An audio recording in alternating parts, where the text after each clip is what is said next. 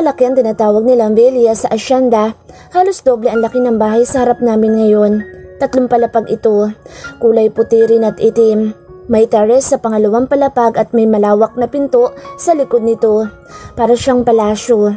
May bilog na fountain sa harap at hanggang ngayon, hindi pa rin ako makapaniwalang bilyonaryo ang asawa ko. Isang lalaking palaboy na nang dahil sa gutom at init ng panahon, nawala ng malay kaya nasagi ko siya ng aking sasakyan at humandusay sa semento. Putok ang kanyang noo, namaga ang kanyang balakang at nagtamo ng mga galos sa katawan. Ngayon eto siya sa aking tabi na parang haring niyuyukuran ng mga alipin at ang bawat salitang lumalabas sa bibig niya ay tila isang batas na dapat sundin. Isa ng magaling na abogado. Attorney Kate Crimson Montefalco, my billionaire husband. Let's go inside para makakain na din tayo. Anya kaya naipilig ko ang aking ulo. Karga niya ang aming anak na babaeng kagigising pa lang. Buong biyaheng natulog lang silang magkapatid. Paano ba naman? 3:00 pa lang na madaling araw nung umalis kami. Wow, is this your house, Daddy? It's look like a palace. Bulalas ni Casey na makapasok kami sa loob ng bahay. Ilang beses din silang nagpaikot-ikot na magkapatid na tuwang-tuwa. Tulad sa villa, busy din ang mga uniformado niya mga kasambahay dito. Ano bang ipinagagawa mo? At mukhang masyadong busy ang mga maids mo. Kaya aga-agang abala. Bakit abala silang lahat? Ani ko dahil hindi ko na maintindihan kung bakit masyadong abala ang mga tao. Kahit saan ko ibaling ang paningin ko. Parang may malaking handaang magaganap. Tulad na lang ng sinabi ng pinsan niyang si Lucas, lilinisin pa daw nito ang dadaanan ng hari. Siya ang haring sinasabi nito. At, good, ako ba ang reynang tinutukoy niya? Ipinababalik ko lang ang dating ayos nitong mansyon, pero kung may gusto kang ipabago, sabihin mo lang. Mamaya, ililibot ko kayo sa buong mansyon para makita nyo ng mga anak natin kung anong gusto nyo ipabago. Usal niya at pinasadahan ng tingin ang kabuuan ng malawak na living room. Naguhumiyaw din sa karangyan ang bawat sulok ng bahay. Lahat ng makikita mo'y talagang iingatan mong huwag mabunggo dahil milyones ang halaga ng bawat isa. Hindi, i-preserve mo na lang sa dating ayos. Ayoko makialam sa mansyon ng mga Montefalco. Baka multuhin pa ako ng mga magulang at lolo mo. Ani ko, ano pa bang babaguhin ko sa ganda ng interior at exteriors design? Wala akong masabi. Ang mga muebles, mamahaling lahat. Siguro kung meron lang akong gustong baguhin ay ang mga kortina. Dahil para sa akin, madilim ang kulay nila.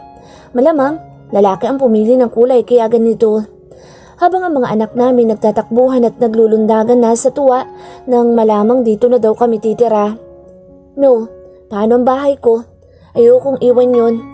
Ang kondo ko ang unang investment ko at ayokong mawala sa akin yon. Pagtutol ko nang sabihin niyang dito na kami titira. Hindi din ako papayag na mawala ang condo unit mo. Marami tayong magagandang alaala doon. May pilyong ngiti niyang saad. Doon nabuo ang mga anak natin. Dagdag bulong niya sa punong tenga ko. Matalim ko naman siyang inarapan. Daddy, mas gusto ko rin po na doon tayo tumira sa bahay natin para malapit lang sa gym. Kahit kami lang po ni Casey nakakapunta doon. Singit ni Kenneth. Uuwi pa rin naman tayo doon. Bahay pa rin naman natin yun. Si mommy niyo ang bumili noon kaya sa atin pa rin ang bahay. Anya kay Kenneth. Ready, honey? Gusto ko maging kalmado ka. At kung ano mang marinig at makita mo'y huwag mo agad paniniwalaan. At bago ka magdesisyon, pag-isipan mo munang mabuti kung may katotohanan ba. Nandito lang ako. Pwede mo akong tanungin. And in the right time, sasagutin ko lahat ng gusto mong malaman. Alam mo namang maraming nagbago at maraming taong hindi ko alam ang takbo ng isipan nila. Marami kaming kaaway at meron din kakampi. Maraming naiinggit at gusto pa rin kaming pabagsakin. Marami ang gustong kunin kung ano man ang meron kami ngayon. Ngayon ko kailangan ng pangunawa at pagiging pasensyosa mo. Huwag kang gagawa ng hakbang na maaari natin pagsisihan ng habang buhay. Alalahanan mo na buhay kong itinaya ko dito. Para sa iyo at para sa mga anak at sa mga magiging mga anak pa natin. Hanggang sa mga magiging apo pa natin. Seryosong mahabang litanya niya. Madalas ko siyang makita sa ganitong pagkatao. Noon, ang isang tao maotoridad pag nagsasalita. May laman ng bawat salitang binibigkas niya. Gusto niyang lagi siyang nasusunod. Mahiwag at misteryoso siyang tao. Ngayon alam ko na, ipinanganak siyang may gintong kutsara sa bibig at lumaki siya sa isang pamilyang iginagalang. Tinitingala at kiniinggitan ng marami. Kilalang magagaling sa larangan ng pagnenegosyo at kahit saang parte ng mundo, may tatak sila bilang negosyante. Naiangat din niya ng husto ang fitness gym ni Andre. Marami na rin siyang sinusuplayang mga sportswear. Nasa dugungan nila ang pagiging magaling sa negosyo. Kung hindi lang nawaldas nila papa ang kabuhayan namin, siguro kahit kalahati ng yaman niya ay meron kami. At kung ngayon niya ako nakilala, baka hindi niya ako pansinin at baka maliitin pa niya ako. At sa dami ng mga babaeng lumalapit sa kanya, ngayon, sino ba ako para pansinin pa niya?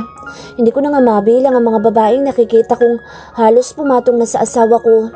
Paano na lang pag nalaman pa nilang ang lalaking dinidikitan nila ay isa palang Montefalco at bilyonaryo. Isang pamilyado ng tao. Hindi ko lang alam kung nakikipagkalantarian pa ba siya sa mga babae kapag nakatalikod ako. Siyempre, wala namang lalaking aamin sa asawa nila o sa partner nilang may babae silang nilandi. Mas magaling silang magtago ng sekreto kaysa sa babae. Minsan ko pang pinasadahan ng tingin sa isang full-length mirror ang postura ko. Kung ayos na ba at hindi na siya pinansin. Hindi ko nga alam kung nagigilty ba siya dahil simula pa lang nang dumating kami dito sa penthouse na pag-aari nila na isa sa pinakasikat na hotel dito sa London. Naglilitan niya na siya ng kung ano-ano. Lumabas ako ng kwarto namin nang hindi ko na siya nilingon. Dumiretso na ako ng lakad patungo sa living room kung saan naghihintay ang kanyang kaibigan si Ezekiel na siyang makakasama ko patungo sa conference room kung saan gaganapin ang meeting. Ang mga mata niya na susuotan ng ocean blue na contact lens.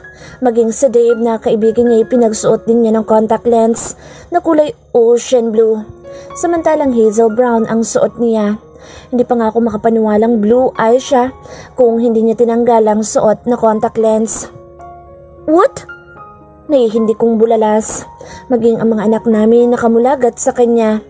Nasa dulo ng daliri niya ang isang bilog na bagay. Muli niyang tinanggal ang sa kabilang mata niya. Kitang-kita ko na ang natural na kulay ng kanyang mga mata. Kaya isang malakas na sapak sa balikat ang natikman niya sa akin. Doon pa lang, nagising ang mga anak ko sa pagkabigla. Dad, it's that real? Your eyes? The color of your eyes? Hindi magkanda tutong tanong ng anak naming lalaki. Titig na titig naman sa mga mata niya ang anak naming babae. We had the same color of the eyes. Anas niyang hindi pa rin makapaniwala. Yes, the symbol of Montefalco is the ocean blue eyes. Anyang pinagtatawanan kami. Kailangan kong mag-disguise para maprotektahan ko ang aking sarili sa mga taong gustong manakit sa akin. Paliwanag niya. Secret muna natin ito. Dugtong pa niya. God, buong akala ko inaanakan ako ng engkantong asul ang mata. Nausal ko nang wala sa loob.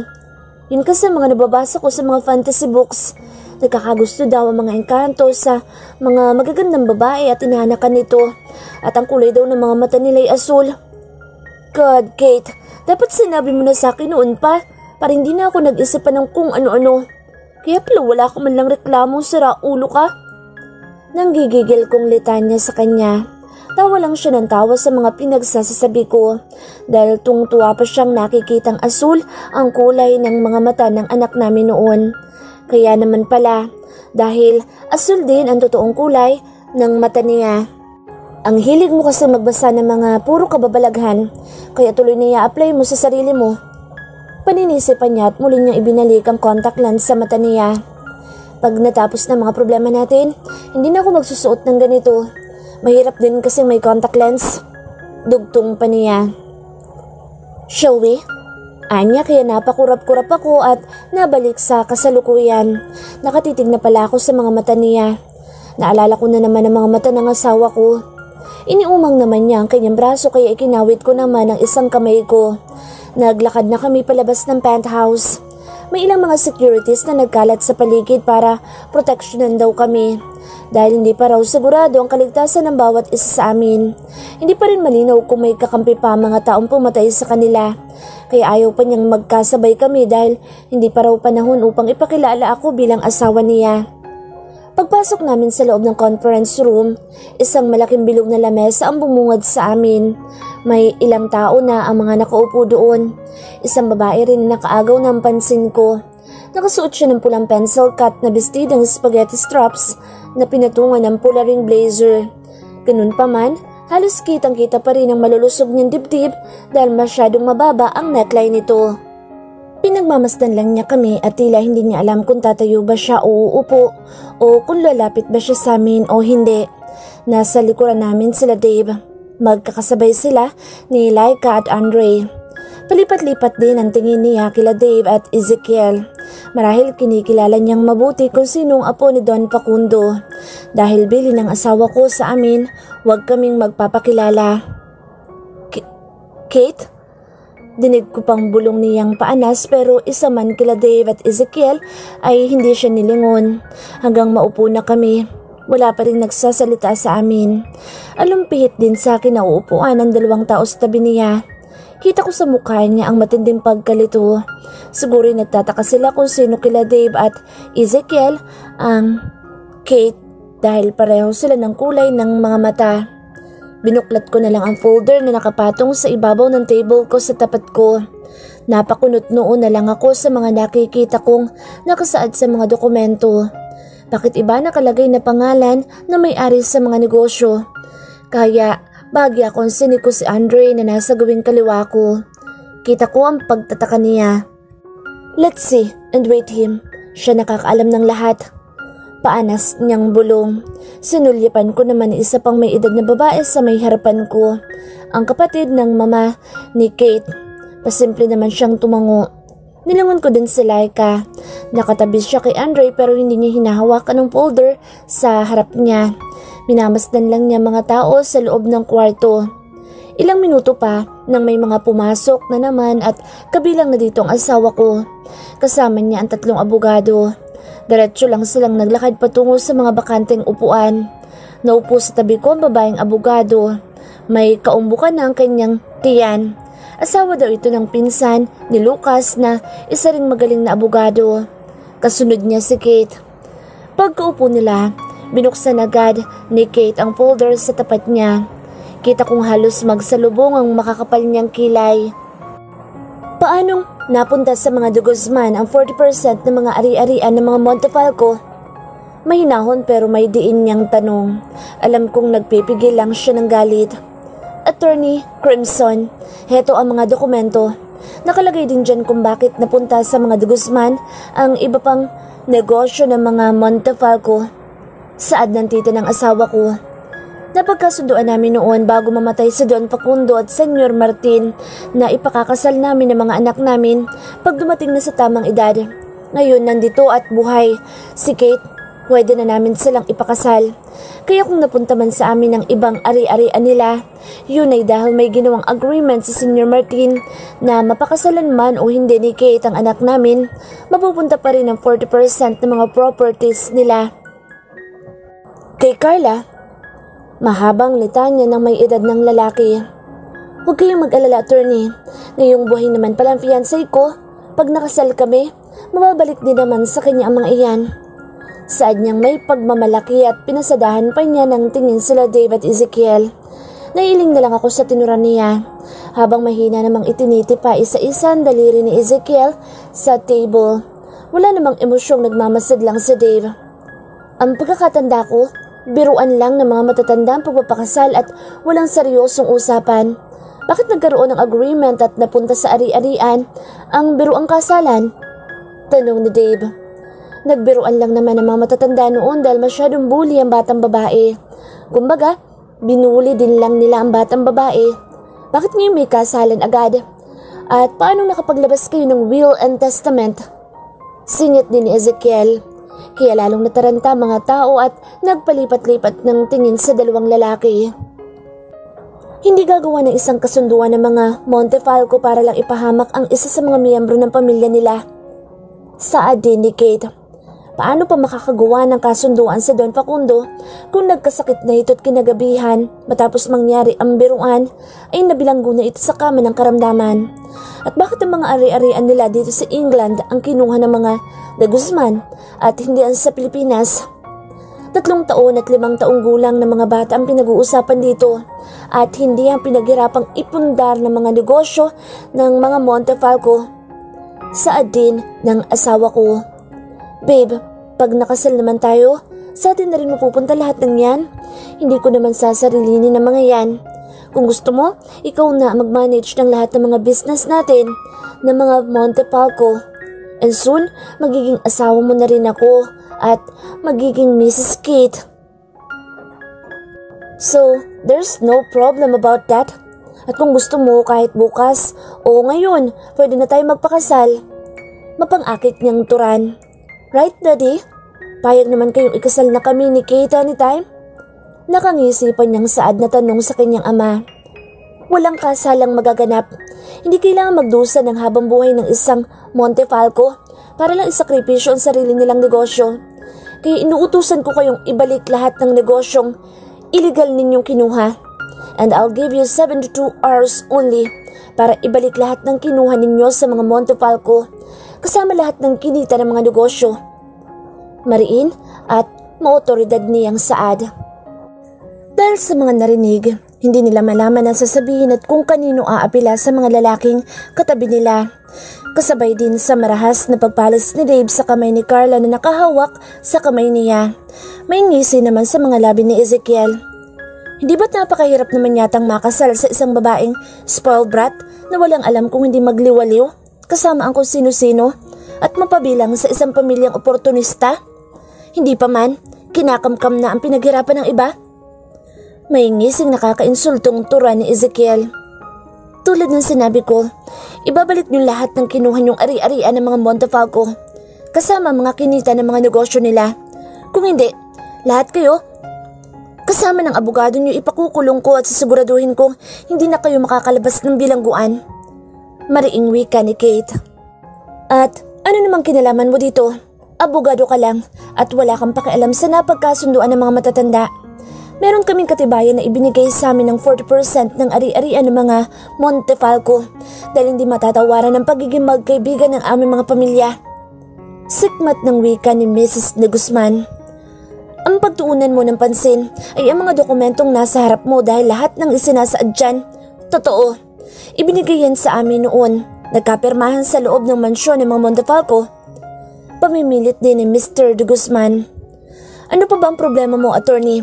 Magpapakasal naman na kami ni Kate, kaya kahit naman kinuha namin ang ibang negosyo nila, sa akin din naman mapupunta ang mga yun dahil magiging Montefalco na rin ako at lahat ng meron siya'y akin na rin. Mayabang namang wika ni Carla. Mamili kayo. Ibabalik nyo ang mga kinuha nyo o ngayon pa lang ipakukulong ko na kayo? Tanong na ni Kate dahil ubos na ang pasensya niya sa mga de Guzman. Kanina pa siya nagpipigil ng galit sa mga taong kaharap kaya sumainis ng isang kamay niya. Hudyat na para ilabas ang taong sangkot sa mga anomalyang paggawa ng mga pekeng dokumento. Ilang minuto lang, bumukas ang pinto ng conference room at nagpasukan ng ilang pulis kasama ang isang may edad na ring lalaki. Ito bang abogadong ito ang pinagmamalaki mo, Mr. de Guzman? Ang abogadong kasabwat mo sa pagpapalsipika ng mga dokumentong ito? Asik ni Kate at iminagayaway pa niya ang mga dokumentong hawak. Ang signature nila Don Facundo at Sr. Martin ay malayo sa totoong signature nila. Ang nakasaad na petsa ay hindi rin tugma dahil ang nakasaad na petsa dito sa dokumento ay ang araw na nasa Amerika sila Senyor at Senyora para ipaopera ang asawa ng uli dahil nagka-ectopic pregnancy ito. Itong petsa ring ito ang araw na nakomato si Don Facundo at naglagi siya ng ilang buwan sa ospital. Mahabang wika niya.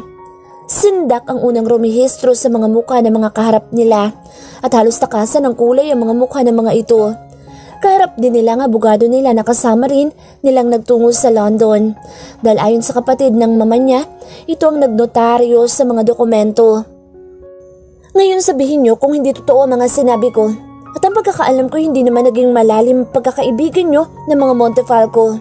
Ang alam ko, nangungutang kayo ng pampuhunan sa mag-amang Montefalco para sa negosyo nyong itatayo. Anya, tama ba ako Mr. de Guzman? At sino namang matunong lalaki ang papayag na makasal sa isang babaeng simula palang bata, suwail na, at manggaling mambuska ng kapwa? Nangaasar niyang turan at tumayo na siya. Walang katotohanan ng mga pinagsasabi mo. Wala kang alam sa mga pamilya namin. Sigaw ni Miss de Guzman. Pag nakasal na kami ni Kate, ipatatapon kitang walang hiya ka. At huwag na huwag mo kaming mahusga-husgahan dahil wala kang alam tungkol sa amin ni Kate. Bata pa lang kami, gusto na namin ang isa't isa. Minahal na namin ang isa't isa kaya nga'y pinagkasundo kaming dalawa ng mga pamilya namin. Sigaw din ni Carla. Oh, really? Don't touch me, woman. Don't put your dirty hands on me. Sikmat naman ni Dave nang hawakan muli nito ang kamay niya at halos kumandong nasa kanya si Carla. Iho, ikakasal na kayo kaya huwag mo sungitan ng anak ko. Mag-usap kayo ng mahinahon ni Carla at palayasin mo na ang walang kwentang abogadong ito. Wala naman yatang alam niyang abogadong kinuha mo. Saan mo ba kinuha yan? Abogado ba talaga yan? Mukha namang mangmang. Palabasin mo na dito yan. Utos pa ni Mr. de Guzman. Mr. de Guzman, hanggang ngayon ba na may ipinipilit niyo pa rin ang mali? Ibalik na lang ninyo lahat ng kinuha ninyo at huwag nang magpanggap. Buking na nga kayo, lulusot pa kayo. O baka gusto niyong makulong sa ngayon. Falsification of document is a crime. Maaari kayong makulong na mag-anak. Ani Ezekiel. This lawyer beside me is a bar top-notcher. A good lawyer at wala pang natalong kasong hinawakan. And I want to introduce you, the grandson of Don Facundo Montefalco, son of Senior and Senora Martin Montefalco and also the grandson of Don Romualdo Gatmaytan. Attorney Kate Crimson Montefalco. Mahabang pagpapakilala ni Ezekiel kasabay ng pag-alis nilang tatlo ng mga contact lenses nila. Arrest them! Mautoridad ng utos ni Kate.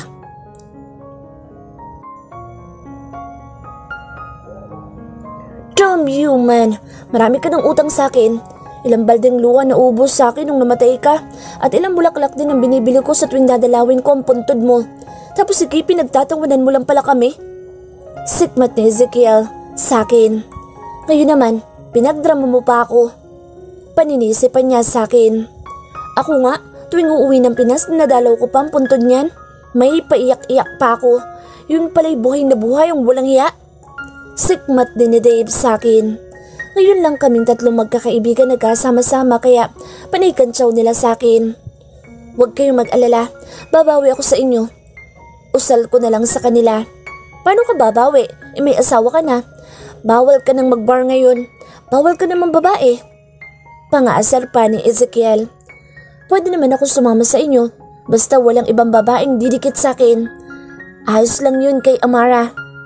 Ani ko, gusto ko din silang makasama tulad ng mga bata pa kami bago nangyari ang trahedya sa pamilya ko. Konting tiis pa, matatapos na rin lahat ng ito. Makakabawi na ako sa inyo. Labas tayo kahit saan nyo pa gusto. Sagot ko. Sabi ko dahil marami na rin silang isinakripisyo para tulungan ako. Magpahinga na muna kayo. Ipatatawag ko na lang kayo mamaya pagkakain na tayo. Malumanay na saad ni Tita Amanda. Be ready, Kate. Darating ang mga tita mo. Gusto ko nilang makita. Maging ang mga pinsan mo.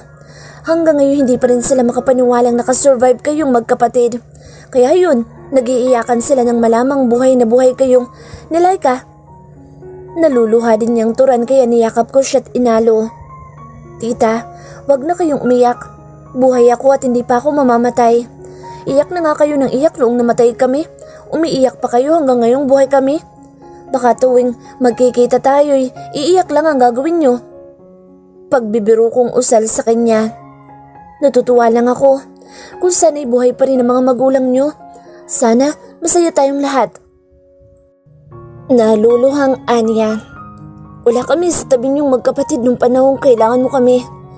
Sana'y naisipan niyong kontakin kami para natulungan ka namin.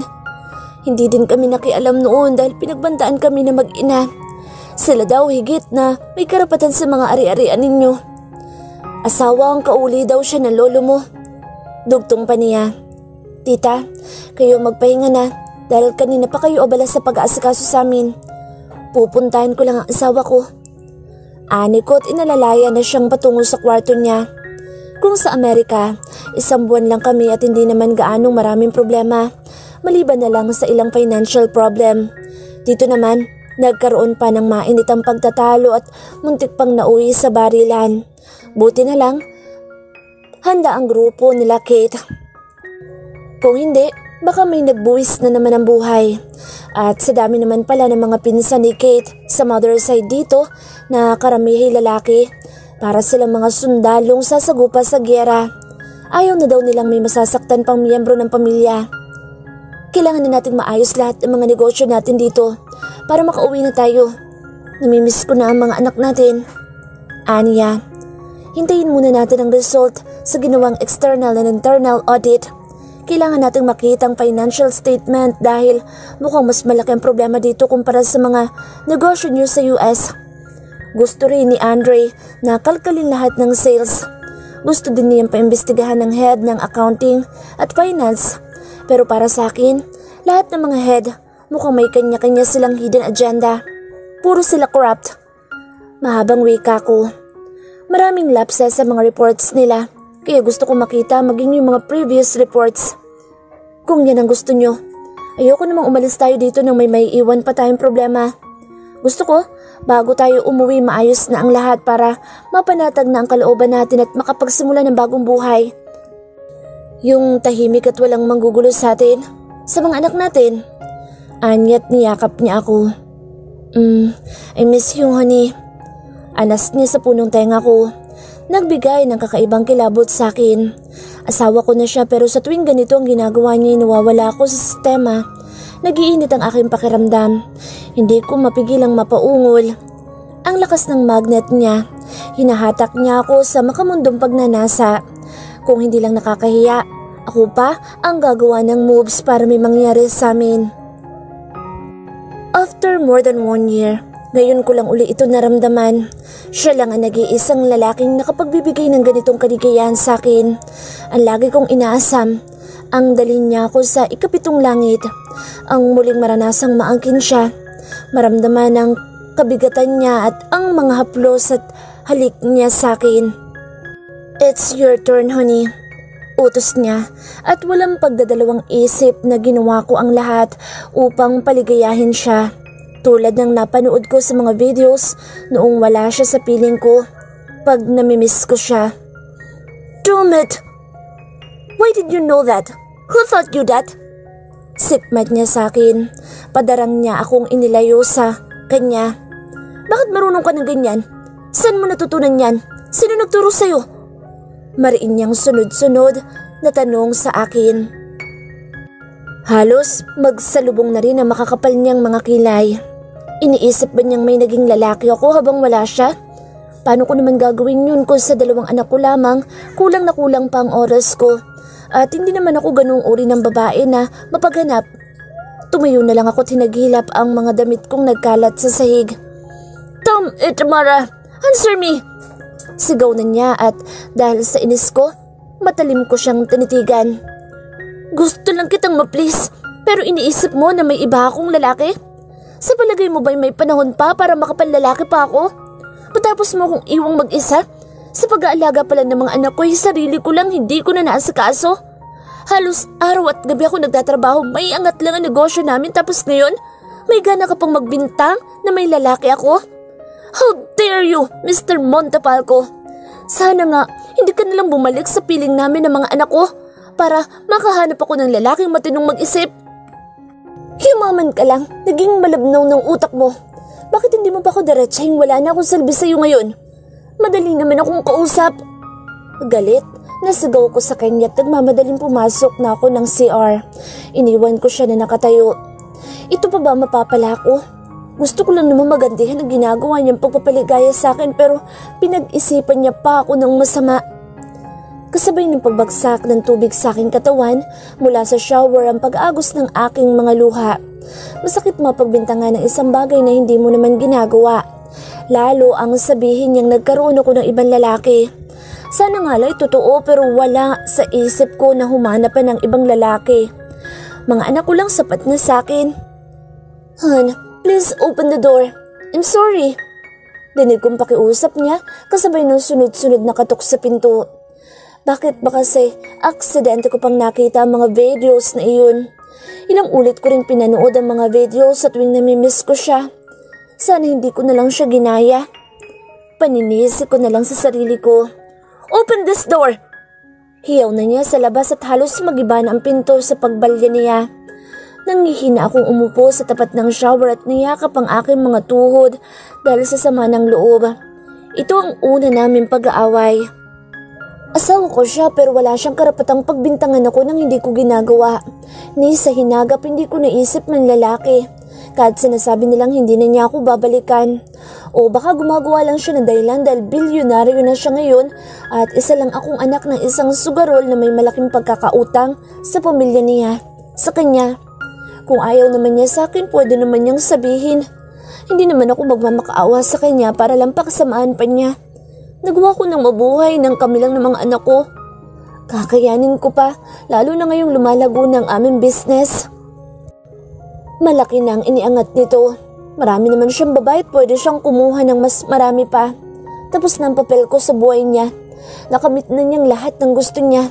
Nabawi na rin niya mga ari-arian nila, maging mga negosyo nila. Lalayo na lang kami ng mga anak ko sa kanya. Sa dami ng pera niya ngayon, alam kong mamimiss niya ang dati niyang buhay. Ang malayat na gagawa lahat ng nais. Nakukuha lahat ng gusto. Honey, sorry. Usal niya, na hindi ko na malayang nabuksan niya ang pinto ng CR. Agad niya akong niyakap. Sorry na, nabigla lang ako. Hindi mo naman kasi ginagawa yun dati. Saad pa niya at pilit akong itinatayo. Don't you dare touch me! Go away! Maring singhal ko sa kanya at pilit siyang itinutulak. Stay away from me, Kate! Just stay away from me! Sigaw ko na sa mukha niya at nagpupumigla sa mahigpit na pagkakayakap niya. No! I hate you! Sigaw ko nang hinahalikan niya ako. Paulit-ulit naman siyang nagsosorry. Pilit pa rin akong kumakawala sa yakap niya. Isang malakas na pagtuhod sa gitna niyang pinakawalan ko nang makakuha ko ng tiyempo. Mabilis akong lumabas sa CR. Naiwan siyang dumadaing sa sakit pero wala na akong pakialam sa kanya. Huwag niya akong pagbintangan ng hindi ko kayang gawin. Huwag niya akong igaya sa kanyang harap-harapan kung nakikipaghalikan sa babae niya. Kagad akong dumiretso sa walk-in closet at naghagilap ng may susuot na damit at hindi na pinansin ang pagdaing niyang pagtawag sa pangalan ko. Gusto ko siyang iwan. Gusto kong pumunta sa lugar na malayo sa kanya. Hinablot ko rin ang nakasabit na trench coat at nang mamadaling lumabas ng kwarto habang nagsusuklay ng buhok. Ayoko muna siyang makita. Hindi naman itong unang beses kong pagpunta dito. Ilang beses na rin akong napunta dito sa London. Meron din akong kaibigan dito. Meron din akong ka-business tie-up dito. Paglabas ko ng building, agad akong pumaran ng taxi at wala na akong pakialam kung hanapin pa niya ako o hindi na. Sa yaman niya, ngayon, hindi lang isang babae makukuha niya. Kinalkal ko ang aking bag at nang makita kong dala ko ang mga importanteng mga bagay. Could you please bring me in Kensington? Utos ko sa taxi driver at sinabi ang eksaktong address.